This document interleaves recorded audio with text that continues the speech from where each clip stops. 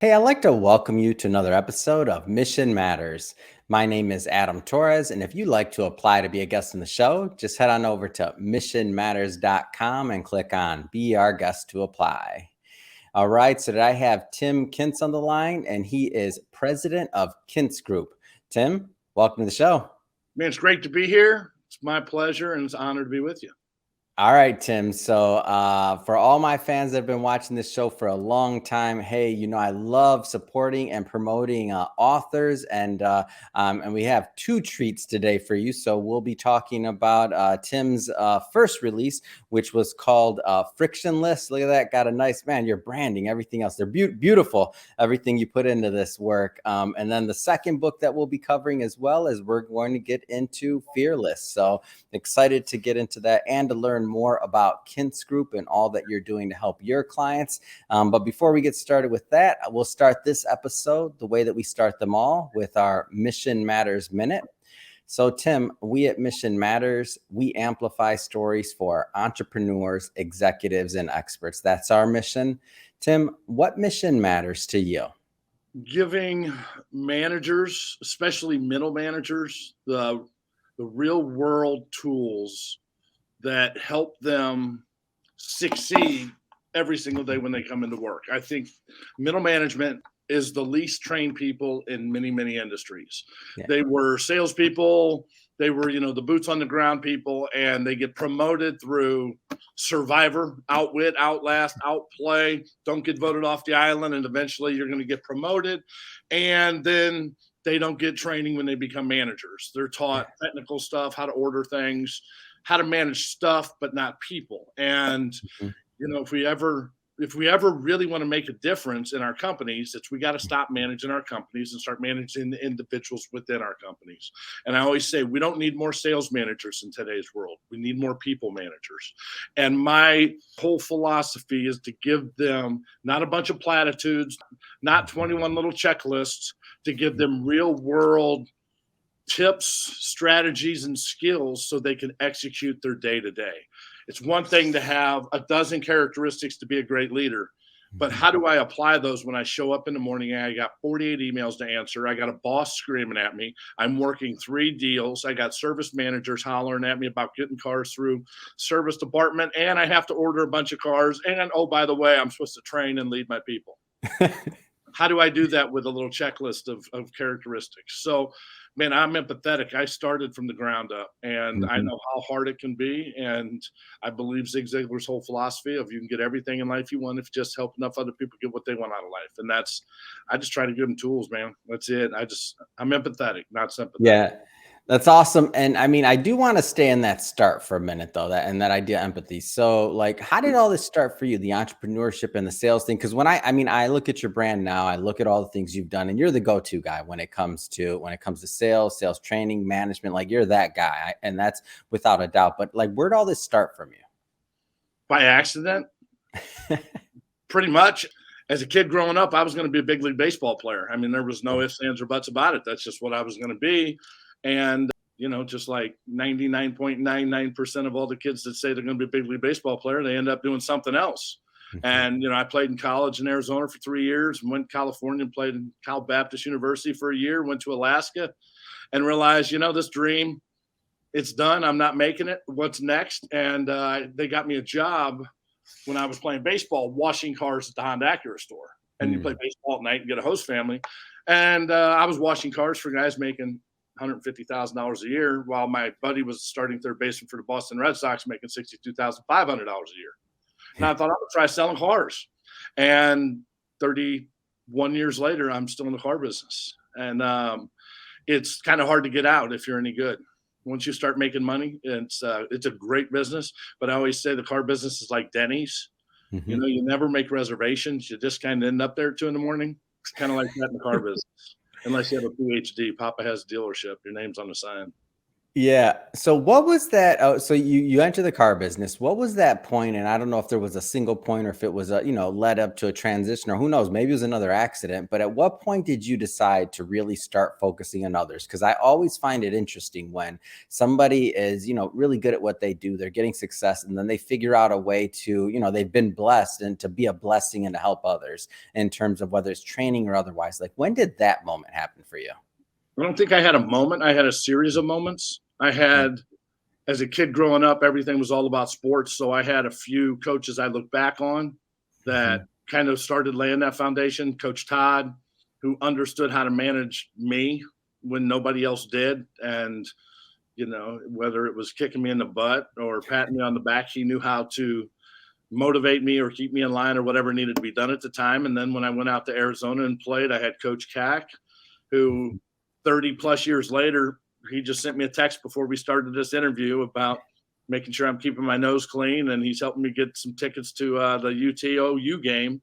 And we're still in touch. And he's, he was that leader. He was that guy that knew how to build that emotional bank account with all of his players. And then I got in the car business and I had Dan Schumacher, who, he was a leader. He cared more about us getting better than we cared about us getting better. And he spent the time with us and helped us get better. And then when I got the opportunity to go to work for a training company, I thought, you know what? Number one, I hated speaking in front of people. I mean, it's like most people, right? That's the number one fear in life, public speaking. They'd rather be the dead guy in the casket than the one standing up telling stories about the dead guy. But I thought, that do what you fear, you'll conquer fear. It looks cool. I would love to be able to speak to lots of people and make a difference. And I took that job, and that was out of my comfort zone. And 13 years into that, I decided that I needed to go back into car dealerships. So I went and ran a dealership and realized what I had learned 13, 20 plus years ago really didn't apply to today's business because of the evolution with technology and stuff.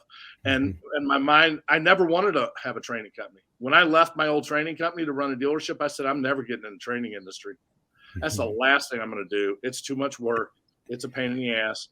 And when I got back in the dealership, I realized how much need there was for relevant training, not just a bunch of old IBM cookie cutter 30-year-old stuff that's being taught to people, but real relevant stuff that tied technology and today's expectations customers have. And that's kind of how I ended up where I'm at now. So it wasn't one event. It was just a series of events that turned into, this is what I need to be doing. Yeah. And so, you have a unique vantage point. First off, you've been in the industry for a long time. You're working with middle management. You're working with, obviously through that and through these different dealerships, you're working with people that are brand new, green to the industry, just starting out. I'm interested in your opinion. You've been in the business a long time, around a lot of different setups. What kind of advice would you give, or what would your thoughts be on like new people or young people, or just people that are considering entering the car industry as a career, or and maybe thinking about like what kind of things would you tell them? Same thing my coach told me when I was 18 years old, our first day of practice. He had the whole team out there and he said, look, you guys are all good. Every one of you guys wouldn't be on this team if you weren't good. He said, but I want you to know this, that we're not going to focus on your successes. I'm not going to worry about successes. What's going to determine our success is how every one of you guys bounce back from adversity. Anybody can handle success. It's easy to spike the ball when you get a touchdown. How do you bounce back from failure? And that's what we're going to learn to do. And that's what's going to make you great. And I think in any sales, it's how do you bounce back from failure? Because selling is a series of failure. You're going to fail more than you succeed. And attitude matters and working on your selling skills matters. But how do you, like Zig said, how do you take that check up from the neck up and make sure you're ready to sell? Because that customer you're getting ready to talk to, they don't care that you just had a bad experience with somebody else. They're focused on them. So the number one thing is being able to persevere, being able to have that internal motivation to keep pushing you forward when things don't seem like they're happening, because you don't know where the miracle is going to happen. There is no line in the sand saying this is where the miracle. So you have to be competitive. All right, let's switch it up a bit. So I do want to get into the first release here. So frictionless, closing and negotiating with purpose. What was the inspiration behind this book? Again, I think negotiating is a lost art. Internet, Amazon, one price. Yeah, it's people I think have forgot how to negotiate, or they're afraid to negotiate. I think there's a lot of people scared to death to negotiate. Yeah. And they think, well, I don't want them to think I'm pushy. I don't want them to think I'm trying to sell them. Well, I hate to break it to somebody in sales, but trying to sell. And if you're afraid to try to sell somebody or close them, then you need to get out of sales. Get a dog if you're afraid. Call 911 because selling is all about closing. It's a zero-sum game. You close or you take the C off, you lose. It's that simple. You're a closer or take the C off. And the whole idea was giving them step by step, letting them understand what the golden rules are to negotiating and closing, and realizing that closing isn't a step, it's a process, right? It's everything you do throughout the whole sale. And yeah, this book's on selling cars, but you can change the words, and selling is selling. It's the people business, not the car business. So that was my first book, because I believe it's a lost art, and you needed to address it. Unfortunately, my timing was off, because it had to do with face-to-face selling. And about a month after my book launched, the pandemic hit. So face-to-face selling wasn't quite the same thing at that moment. And so looking at the content though, and I like that you said it's a lost art, or it's an art, like correct me if I'm wrong, like this is something that people can learn. So it's a learnable skill. Like you don't have to be born a closer, or am I off on this? No, I think most kids are born closers. They just become passive. If you got kids, they'll close you, and they'll keep closing, and they're persistent, and 80% of sales will close after the 5th attempt. And my kids last 20 times until they get their way. And they'll ask lots of questions. But yeah, I think it can be learned. I think some people will be better than others. But I don't buy into the whole fact that, oh, you're a natural born salesperson, or you're a natural born leader. No, somewhere in your life, something or someone influenced you to have those characteristics. So yes, I think most people can learn. Now there's some people that need to just count numbers and keep books, that they're not people. And if you don't like people, don't get in sales. Drive a dynamite truck or something. I get it. So, and then the second release. So again, the first one was on face-to-face sales. Well, I'm recording this, by the way, and for people that are watching this in February of 2022. So we're getting back to the face-to-face sales side of things, but let's talk about the latest release. So Fearless, leading and managing unbreakable teams. So after the first one, you're looking at online, and you're looking at what virtual and otherwise, and different ways to bring content to people. So tell us about Fearless. So the pandemic hit, and my first thought was managers need help. Yeah. Managers, we don't have people at the dealerships. We're running business. In a lot of cases, the managers were the only ones at the dealerships, running dealerships, selling cars, doing everything. And my whole mind went to, look, we're going to get back to selling. Business, we'll get back to where we were. It may look different, but are we going to be prepared to be there? You know, I always remind myself and everybody else of the Wayne Gretzky quote that good players skate to where the puck is, and great players skate to where the puck's going to be. And I think great leaders are always looking, where's that puck going to be? What do we need to do now to prepare ourselves so we're not blindsided like we were in the car business with digital retailing? Car dealerships, they got their ass kicked by Carvanas and Vrooms and CarMaxes and all them, because it was just a little part of the business selling digitally.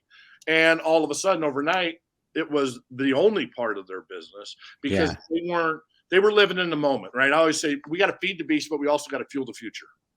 So yeah, I got to feed the beast and pay the bills now, but what are we doing to fuel the future? And that's what I wanted to put together for Fearless. How can these guys go day to day as leaders, managers, trainers, and coaches, and grow their people, right? You don't grow your company, you grow the people within your company, is the whole principle behind it.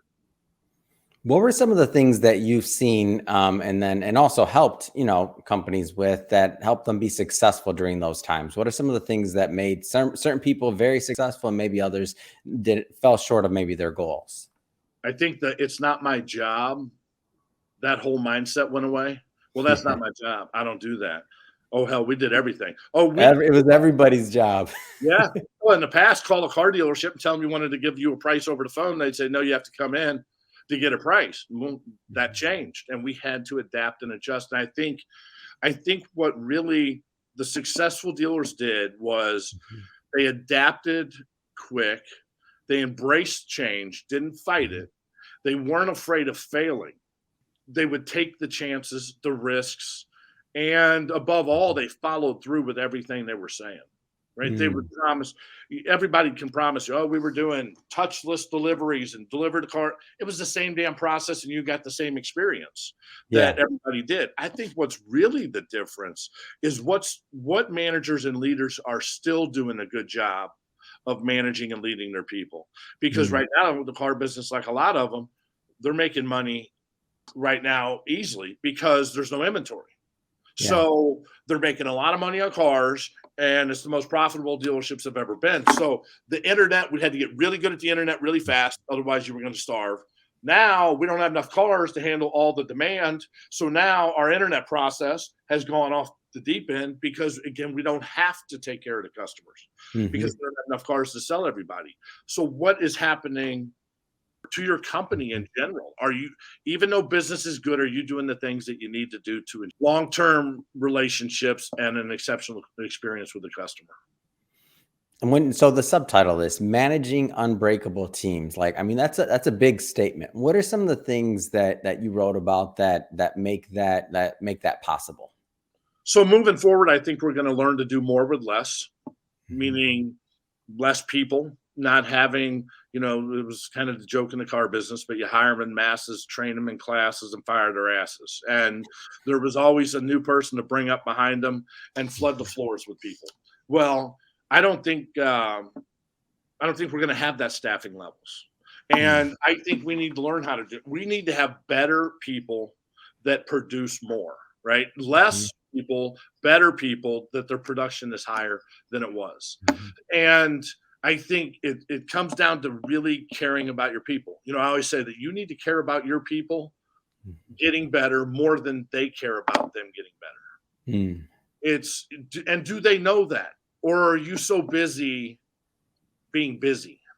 A lot of managers are really busy managing stuff, but not the people part of it. And I think it really, I go back to the emotional bank account. Are you building that emotional bank account with your people? Are you making deposits and posits? Are you catching them doing good things? Are you having fun competitions? Are you bringing fun and competition into your company? I don't care what the company is. I'm a competition freak. I love it. I think if people are competing, then they're succeeding and not even knowing that they're succeeding. What do you think some of the managers did during this time? You spoke at the dealership level about what made some people successful. From the management side of things, like, what do you think are some of the things that make them successful during this time? Same thing. I think that doing something to get better every day. Right? I think it's salespeople, managers, dealers, any of us. I think right now we're in a culture of complacency unlike I've ever seen before. I think maybe I'm just getting old and I'm a get off my lawn kids guy or something, but I think both of them could be true. But I think if you want to kick ass, if you want to dominate, I don't care what the industry is. I don't care what you're doing. If you want to dominate, I think you have less competition now than you've ever had. And if you want to be great, the opportunity is there. Now, are you going to do what it takes to tap into it? Are you going to educate yourself? Are you going to take the risk, the challenges that need to be done? Are you going to surround yourself with all the right people? Or do you feel obligated to be the smartest guy that walks in a room? I don't want to be the smartest guy that walks in the room. I want to learn from everybody else that's in there. Dad said when I was a kid, show me your friends, I'll show you your future. It's kind of that. Who you surround yourself and who you hang with is what you're going to become. And I think the really good managers and leaders, a lot of Facebook groups, and there was a lot more collaboration and Zoom meetings and stuff that happened that didn't happen pre-pandemic.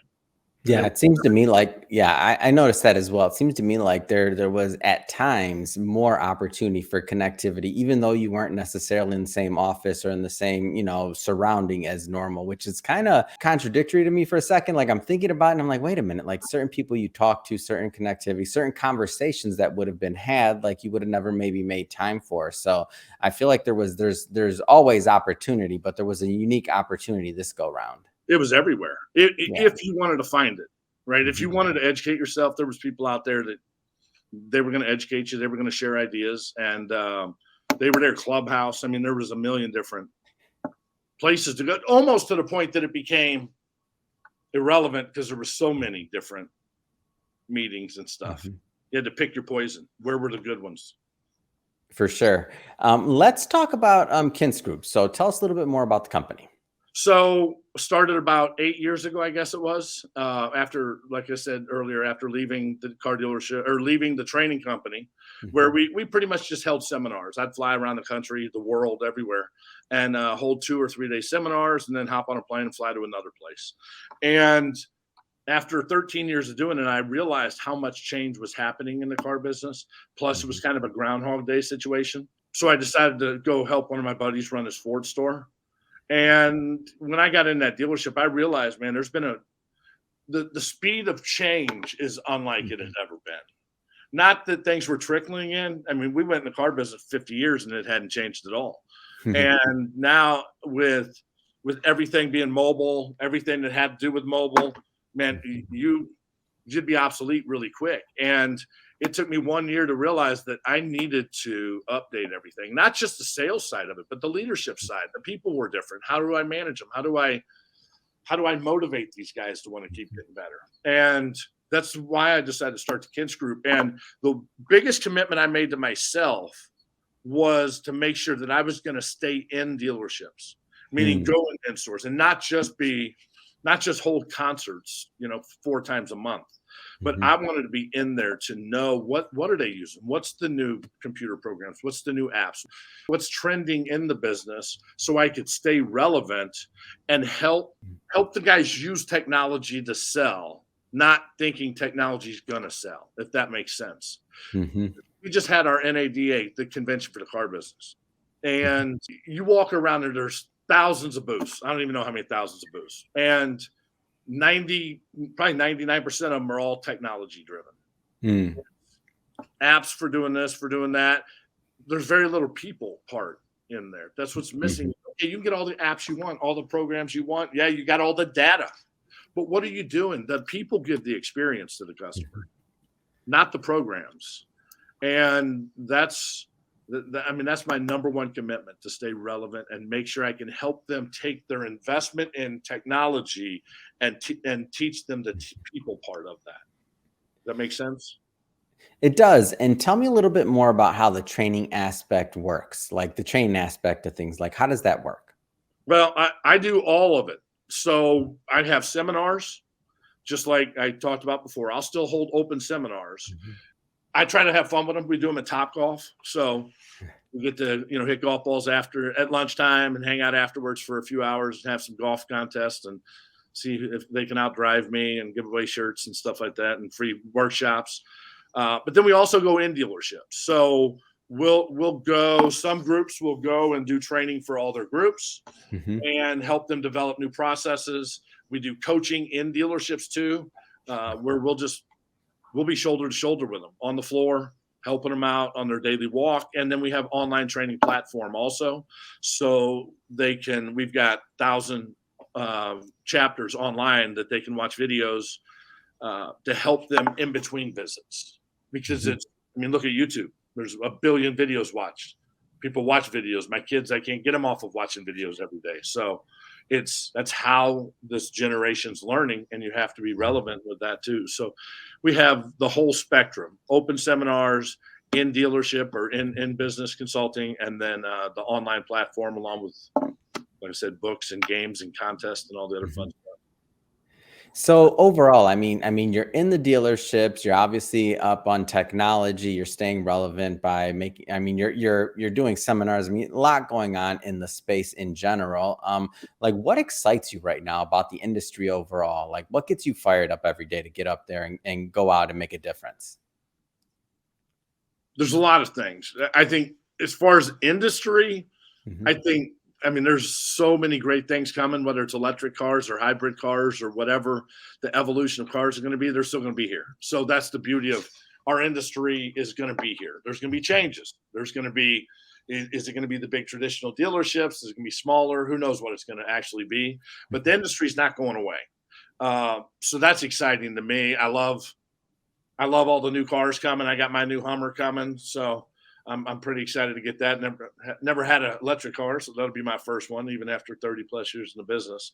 But what really gets me excited is when I talk to salespeople and I talk to managers, and I talked to a guy, Darren, and he tells me that every one of his managers last year made 6 figures more than they ever had in the business It's amazing. after a year plus of implementing everything we do. Or I talk to salespeople that they go from selling 8 cars a month and paying their bills to selling 22 cars a month and being able to take a couple vacations with their family and be able to have time off to coach their daughter's soccer team. Those are the things that keep you coming back. It's like birdie in the 18th hole as a golfer. That's what keeps you coming back for the next round. As long as you do it for the right reasons and do it about the people, and don't chase the money, you're never going to catch it. It's love what you do, and you'll never work a day in your life. But I don't believe that work smart, not hard. You need to work smart and hard, right? They both go hand in hand. A lot of people say, I want to do what you do. I want to be a trainer. Well, you have to do what I did. Yeah. Time it, right? It's one thing to want the end result, another thing to actually be able to execute on the end result. So it's when I get out of bed, when it's got to do with work, it's all about the guys that I'm training. I remember Zig Ziglar told me one time when my wife used to work for him, and I asked, this was early on in my training career, and I just asked for advice. And he said, the best advice I'll give you is you need to prepare every night like it's the first workshop you've ever held, because to the people that are in there, it's the first one they've probably ever attended. And they're going to give you 8 hours of their life. Don't waste it. And that just kind of stuck with me. And I think, isn't it really that way with our customers? They're going to come to our dealership. They're going to come to our business. They drove 30 minutes to get to our business. Are we going to waste 30 minutes of their life when they're inside our business? Or are we going to make it an exceptional experience that's going to compel them to come back? And that's what we all have to remember, man. We're all going out to restaurants right now. How many times have you walked out of that restaurant in the last 6 months saying, man, that service sucks. I'm never going back there. And then you walk out of some, and you know what? The food was okay, but the service was awesome, man. I can't wait to go back there.